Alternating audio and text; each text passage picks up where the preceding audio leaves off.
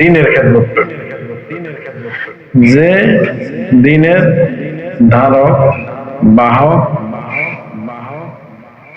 নিজকে আল্লাহর দিনের দায়িত্ব যেটা আম্বিয়া আলাইহিস সালাম রাসূলগণ যেটা পালন করছে সেটাকে পালন করার জন্য নিজকে সাহসের সাথে নিযুক্ত করবে। এই তিন গ্রুপ দুনিয়ার যে কোনো বৈধ এবং হালাল পেশা কর্মে যাওয়ার ইচ্ছায় দ্বীনি ইলম শিখা, এটাও কিন্তু উদ্দেশ্য হারা না। আমার জীবনযাত্রার মান আমি চলার জন্য দ্বীনি ইলম দরকার শিখতেছে। প্রথম বেজ এবং সর্বোচ্চ ওই বেজ যারা যে দুনিয়াতে দেশ বিদেশ করবো, টাকা কামাবো, ব্যবসা করবো, বড় বড় প্রতিষ্ঠান করবো, তো কিছুই না। ইলমে দ্বীন আও ইলমুন ইয়ানতাফাউ বিহি, সাদাকায়ে জারিয়া, তিনটার মধ্যে একটা হলো ওই ইলম এবং দ্বীনি শিক্ষা যেটা সে ধারাবাহিক রেখে গেছে, তার থেকে আরেকজন, তার থেকে আরেকজন, এইভাবে দ্বীনি শিক্ষা। আপনারা এখানে যারা আছেন, আপনারা কিভাবে উত্তম, এটা যে আপনাদেরকে শুধু খুশি করে, আপনারা এই কারণে উত্তম, আপনারা আপনাদের মধ্যে একটা চূড়ান্ত আগ্রহ এবং সিদ্ধান্ত চূড়ান্ত করছে।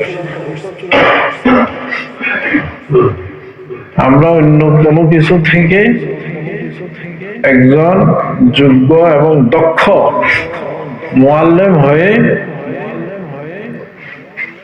ফাউন্ডেশন এবং বুনিয়াদি দ্বীনি তালিম, হেফজখানা অথবা নুরানি মাদ্রাসা আমরা শিক্ষক থাকবো, এরাই তো শুধু এখানে আসে, তাই না?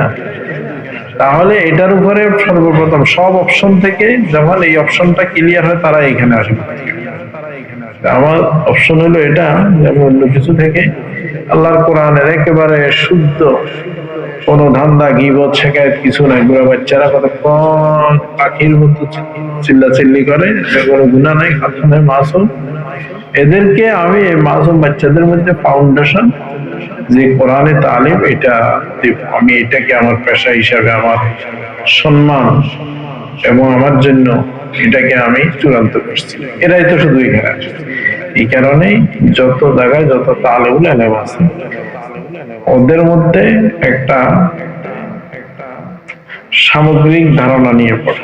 আমরা যখন ধারণা করি, আমাদের মধ্যে মত বিনিময় হয়, তখন বলা হয় আমি এটা করবো, আমি এটা করবো, এটা করবো, যে যেটা করছে সেটা, যাকে আল্লাহ দিনের কাজে। এটুকু তো কম না যে আমি দিনের উপর চলার জন্য আমি দ্বীনি ইলম শিখতেছি, তাই না? আমি আমার পরিবার পরিজনকে নিয়ে দ্বীনের উপর চলার জন্য শিখতেছি।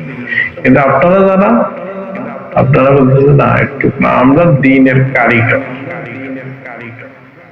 দ্বীনি এবং ধর্মের ফুল আমরা ফুটে দেখাবো। যে কোনো গাছের ফল ফুল একদিনে তো হয় না, আস্তে ফুলের একটা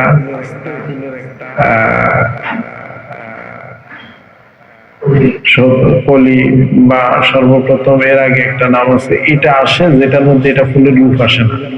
এরপর হঠাৎ একদিন সকালে এটা আসতে কিছু ফুলে, এরপরে পুরোপুরি ফুলে ওঠে।